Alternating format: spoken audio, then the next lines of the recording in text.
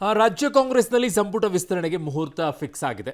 DK Shivakumar ಮತ್ತು ಸಿದ್ದರಾಮಯ್ಯನವರು ಹೈಕಮಾಂಡ್ಗೆ ಸಲ್ಲಿಸಿರುವಂಥ ಪಟ್ಟಿಗೆ ಮುದ್ರೆ ಬಿದ್ದರೆ ವಾರಾಂತ್ಯದಲ್ಲೇ ನೂತನ ಸಚಿವರು ಪದಗ್ರಹಣ ಸ್ವೀಕರಿಸುವ ಸಾಧ್ಯತೆ ಇದೆ ಅಂತಿದ್ದಾರೆ. ಬಟ್ ದೆಹಲಿಯಲ್ಲಿ ಈಗ ನಡೀತಾ ಇರುವಂಥ ಸಭೆ ಕೂಡ ಮುಗಿದಿದೆ ಅಂತಿದ್ದಾರೆ. ನಾಳೆ ಇನ್ನೊಂದು ಸಭೆ ಅಂತಿದ್ದಾರೆ. ಅವಾಗ ಅದು ಫೈನಲ್ ಆಗುತ್ತೋ ಇಲ್ಲೋ ನೋಡೋಣ. 43 ಶಾಸಕರ ಪಟ್ಟಿಯೊಂದಿಗೆ ದೆಹಲಿಗೆ ತೆರಳಿದರು. ಈ 29 ಶಾಸಕರ ಪಟ್ಟಿಯನ್ನು ಸಿದ್ಧಪಡಿಸಿ ದೆಹಲಿಗೆ ಕೊಂಡೊಯ್ದಿದ್ರು ಸಿದ್ದರಾಮಯ್ಯನವರು.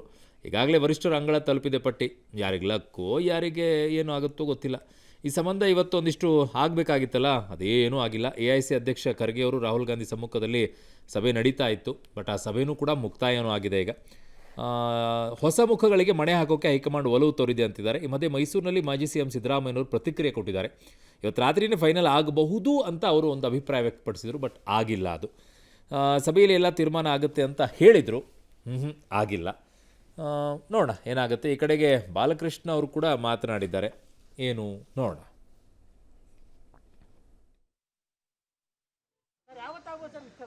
ಡಿಸ್ಕಷನ್ ಆಗುತ್ತೆ, ಫೈನಲ್ ಆಗ್ಬಿಡುತ್ತೆ ಮೋಸ್ಟ್ ಲೈಕ್ಲಿ. ನನಗೆ ಚೀಫ್ ಮಿನಿಸ್ಟರ್ ಕೇಳಬೇಕಯ್ಯ, ಅವ್ರು ಮಾಡೋದಲ್ವಾ. ಹೈಕಮಾಂಡ್ ಅವರು ಮುಖ್ಯಮಂತ್ರಿಗಳನ್ನ, ತಂದೆಯವ್ರನ್ನ ಮತ್ತೆ ಬೇರೆ ವರಿಷ್ಠರನ್ನು ಕೂಡ ಕರೆದಿದ್ದಾರೆ. ಸೊ ಇವತ್ತೆಲ್ಲ ಚರ್ಚೆ ಆಗುತ್ತೆ. ಚರ್ಚೆ ಆದಮೇಲೆ ಅವ್ರು ತೀರ್ಮಾನ ತೆಗೆದುಕೊಂಡು ಸಂಪುಟ ವಿಸ್ತರಣೆ ಮಾಡ್ತಾರೆ. ಹೈಕಮಾಂಡ್ಗೆ ಹೋಗಿದಾರಲ್ಲ ಎಲ್ಲರೂ, ಮುಖ್ಯಮಂತ್ರಿಗಳು, ಮಾಜಿ ಮುಖ್ಯಮಂತ್ರಿಗಳು, ಅಧ್ಯಕ್ಷರು, ಖರ್ಗೆ ಅವರು ಎಲ್ಲರೂ ಕೂಡ ಇವತ್ತು ಭೇಟಿ ಇದೆ. ಇವತ್ತು ತೀರ್ಮಾನ ಆಗ್ತದೆ ಫೈನಲ್. ಅಂತಿಮವಾದಂಥ ತೀರ್ಮಾನ ರಾಹುಲ್ ಗಾಂಧಿಯವರು ಮತ್ತು ವೇಣುಗೋಪಾಲ್, ಸುರ್ಜೇವಾಲಾ ಅವರು ನಮ್ಮ ನಾಯಕರುಗಳನ್ನ, ರಾಜ್ಯ ನಾಯಕರುಗಳನ್ನೆಲ್ಲ ಸೇರಿಸಿ ಮಾಡ್ತಾರೆ. ಖರ್ಗೆ ಸಾಹೇಬೆಲ್ಲ ಸೇರಿ ಆಗ್ತದೆ.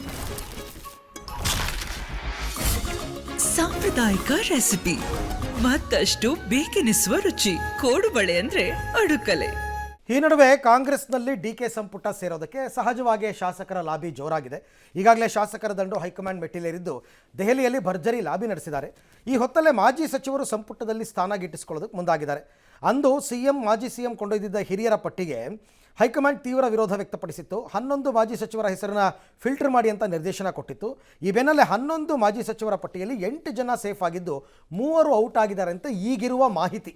ಅಲ್ಲದೆ ಹೊಸದಾಗಿ ಓರ್ವ ಮಾಜಿ ಸಚಿವರ ಹೆಸರು ಪಟ್ಟಿಗೆ ಸೇರ್ಪಡೆಯಾಗಿದ್ದು 11 ಜನರ ಪಟ್ಟಿಯಲ್ಲಿ ಹೊರಬಿದ್ದವರು ಯಾರು ಅನ್ನೋ ಕುತೂಹಲ ಹೆಚ್ಚಿದೆ. ಮಾಜಿ ಸಚಿವರ ಎಕ್ಸಿಟ್ ಆ್ಯಂಡ್ ಎಂಟ್ರಿ ಆದವರು ಯಾರು ಅಂತಕ್ಕಂಥದ್ದನ್ನು ಒಂದು ಸರ್ತಿ ಕ್ವಿಕ್ಕಾಗಿ ನೋಡ್ಬಿಡೋದಾದರೆ, ಈಗ 8 ಜನ ಸೇಫ್ ಆಗಿದ್ದಾರಂತೆ. ಯಾರ್ಯಾರು? ಲಕ್ಷ್ಮೀ ಹೆಬ್ಬಾಳ್ಕರ್, ಶಿವಾನಂದ ಪಾಟೀಲು, SS ಮಲ್ಲಿಕಾರ್ಜುನ್, ಚೆಲುವರಾಯಸ್ವಾಮಿ, ಶಿವರಾಜ್ ತಂಗಡಗಿ, B ನಾಗೇಂದ್ರ, ಜಮೀರ್ ಅಹಮದ್, ಮಂಕಾಳ ವೈದ್ಯ, ಇಷ್ಟು ಜನ ಸೇಫ್ ಆಗಿದ್ದಾರೆ. ಇವರಿಗೆಲ್ಲರಿಗೂ ಮಂತ್ರಿ ಸ್ಥಾನ ಸಿಗುತ್ತೆ ಅನ್ನುವ ಲೆಕ್ಕಾಚಾರ ಇದೆ.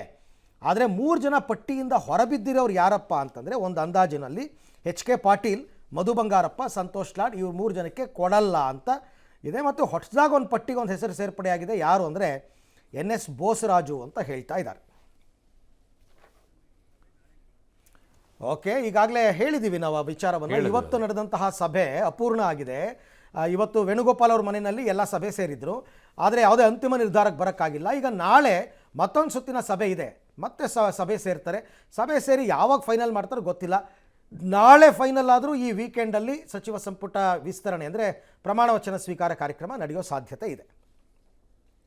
ರಾಜ್ಯದಲ್ಲಿ ಸಂಪುಟ ವಿಸ್ತರಣೆ ಕಸರತ್ತು ಏನು ಜೋರಾಗಿ ನಡೀತಾ ಇದೆ. ಇದರ ಮಧ್ಯದಲ್ಲೇ ಒಂದು ಅತಿ ದೊಡ್ಡ ಬೆಳವಣಿಗೆ ಒಂದು ನಡೆದಿದೆ. ಶಾಸಕ ಜಮೀರ್ ಅಹಮದ್ ಖಾನ್ ಕಾಂಗ್ರೆಸ್ ಹೈಕಮಾಂಡ್ ಹಾಗೂ ರಾಜ್ಯದ ಪ್ರಮುಖ ನಾಯಕರ ಕ್ಷಮೆ ಯಾಚಿಸಿದ್ದಾರೆ. ಪಬ್ಲಿಕ್ ಟಿವಿ ಜೊತೆಗೆ ಅವರು ಎಕ್ಸ್ಕ್ಲೂಸಿವ್ ಆಗಿ ಮಾತನಾಡಿದರು. ತಮ್ಮ ವಿರುದ್ಧದ ಕೆಲವರು ವ್ಯವಸ್ಥಿತವಾಗಿ ಷಡ್ಯಂತ್ರ, ಪಿತೂರಿ ಎಲ್ಲ ಮಾಡಿದ್ದಾರೆ ಅಂತ ಹೇಳಿದರು. ಮೊದಲ ಪಟ್ಟಿಯಲ್ಲಿ ನನ್ನ ಹೆಸರು ಇರುತ್ತೆ ಅನ್ನೋ ನಿರೀಕ್ಷೆ ಇತ್ತು. ಆದರೆ ಅದೇ ವೇಳೆ ನನ್ನ ವಿರುದ್ಧ ಆಡಿಯೋ ಎಲ್ಲ ಬಿಟ್ಟು ಷಡ್ಯಂತ್ರ ಮಾಡಿಬಿಟ್ರು ಅಂತ. ದಾವಣಗೆರೆ ಉಪಚುನಾವಣೆ ವಿಚಾರಕ್ಕೆ ಸಂಬಂಧಪಟ್ಟಂತೆ ತಮ್ಮ ವಿರುದ್ಧ ತಪ್ಪು ಮಾಹಿತಿ ಹಾಗೂ ಸುಳ್ಳು ಸುದ್ದಿಗಳನ್ನು ಹರಡಲಾಗಿದೆ ಅಂತ ಜಮೀರ್ ಅಹಮದ್ ಅವರ ಆಕ್ರೋಶ. ನಾನು ಯಾವುದೇ ತಪ್ಪು ಮಾಡಿಲ್ಲ ರೀ. ಒಂದು ವೇಳೆ ನನ್ನಿಂದ ಏನಾದರೂ ತಪ್ಪಾಗಿದ್ದರೆ ಕ್ಷಮೆ ಕೇಳ್ತೀನಿ ಅಂತ ಹೇಳಿದ್ದಾರೆ. ಕಾಂಗ್ರೆಸ್ ಅಧ್ಯಕ್ಷ ಮಲ್ಲಿಕಾರ್ಜುನ್ ಖರ್ಗೆ, AIC ಸಂಘಟನಾ ಪ್ರಧಾನ ಕಾರ್ಯದರ್ಶಿ KC Venugopal, CM DK Shivakumar, ಮಾಜಿ CM ಸಿದ್ದರಾಮಯ್ಯ, ಉಸ್ತುವಾರಿ ರಣದೀಪ್ ಸಿಂಗ್ ಸುರ್ಜೇವಾಲಾ ಅವರದ್ದು ಕೂಡ ಕ್ಷಮೆ ಯಾಚಿಸಿದ್ದಾರಂತೆ. ಜಮೀರ್ ಅವರು ದಾವಣಗೆರೆ ಉಪಚುನಾವಣೆಯಲ್ಲಿ ಜಮೀರ್ ಅವರು ಆ್ಯಂಟಿ ಪಾರ್ಟಿ ಮಾಡಿದ್ದಾರೆ ಕೆಲಸ ಅಂತ ಹೇಳ್ಬಿಟ್ಟು ಒಂದು ಪ್ರಚಾರ ಮಾಡಿಬಿಟ್ಟಿದ್ದಾರೆ. ನಾನು ಆ ಥರ ಆ್ಯಂಟಿ ಪಾರ್ಟಿ ಕೆಲಸ ಏನೂ ಮಾಡಿಲ್ಲ. ನನ್ನ ಕಡೆಯಿಂದ ಏನಾದ್ರು ತಪ್ಪಾದರೆ ದಯಮಾಡಿ ನನ್ನ ಕ್ಷಮಿಸಿ ಅಂತ ಸಿದ್ದರಾಮಯ್ಯ ಕೇಳ್ಕೊಂಡಿದ್ದೀನಿ. ಮುಖ್ಯಮಂತ್ರಿ ಆದಂಥ DK ಶಿವಕುಮಾರ್ ಸಾಹೇಬ್ರ ತಾವು ಕೇಳ್ಕೊಂಡಿದ್ದೀನಿ. ACC ಅಧ್ಯಕ್ಷ ಆದಂಥ ಮಲ್ಲಿಕಾರ್ಜುನ ಸಾಹೇಬ್ರ ತಾವು ಕೇಳ್ಕೊಂಡಿದ್ದೀನಿ. ನಮ್ಮ ವೇಣುಗೋಪಾಲ್ ಸಾಹೇಬ್ರ ತಾವು ಕೇಳ್ಕೊಂಡಿದ್ದೀನಿ.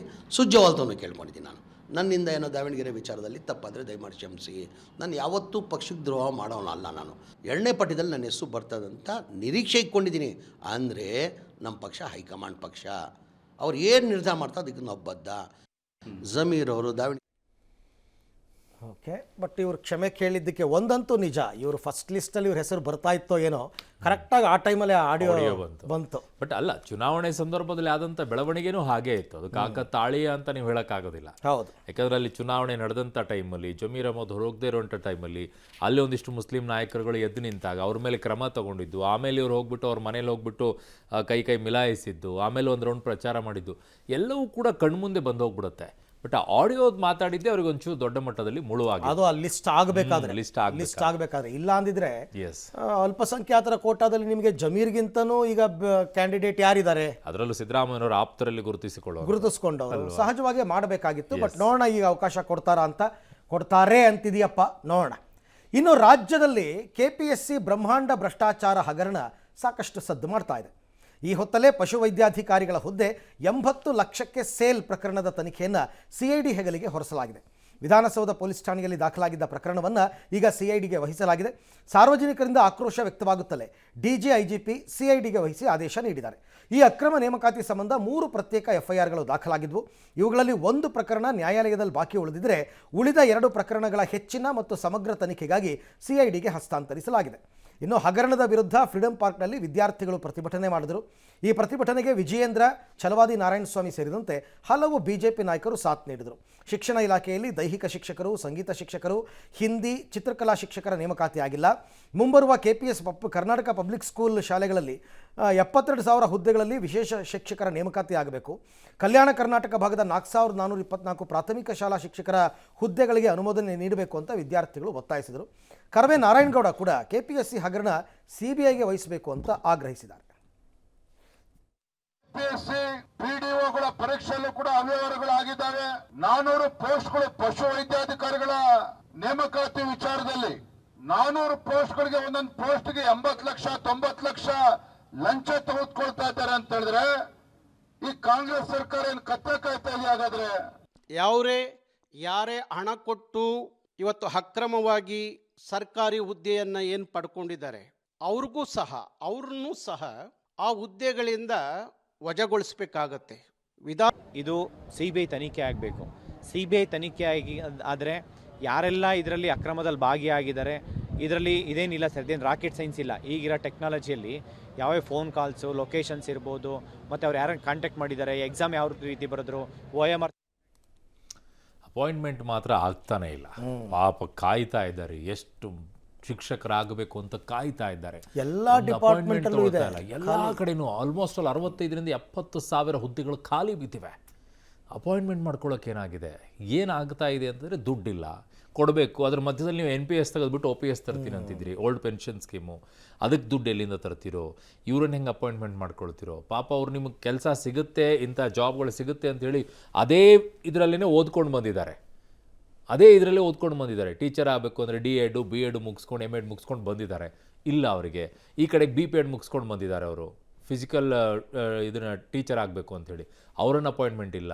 ಸಂಗೀತದಂತೂ ಹಲವು ಶಾಲೆಗಳಲ್ಲಿ ಬಂದೇ ಮಾಡಿಟ್ಬಿಟ್ಟಿದ್ದೀರಾ, ಅವುಗಳಿಗಿಲ್ಲ. ಹಿಂದಿ ಅಂತೂ ಈಗ 3rd ಲ್ಯಾಂಗ್ವೇಜ್ ನೀವು ಸಬ್ಜೆಕ್ಟೇ ತೆಗೆದುಬಿಟ್ಟಿದ್ರೆ ಯಾವ ಸ್ಕೂಲಲ್ಲಿ ಇಟ್ಕೊಳ್ತಾರೆ, ಯಾವ ಸ್ಕೂಲಲ್ಲಿ ಬಿಡ್ತಾರೋ ಗೊತ್ತಿಲ್ಲ. ಈಗೇನು ಕಥೆನೋ ಈ ವಿಚಾರದಲ್ಲಿ ಭಾಳ ಕಷ್ಟ. ಅದು ಹೇಗೆ ಅದನ್ನು ಮ್ಯಾನೇಜ್ ಮಾಡ್ತಿರೋ ಅಂತ ಹೇಳಿ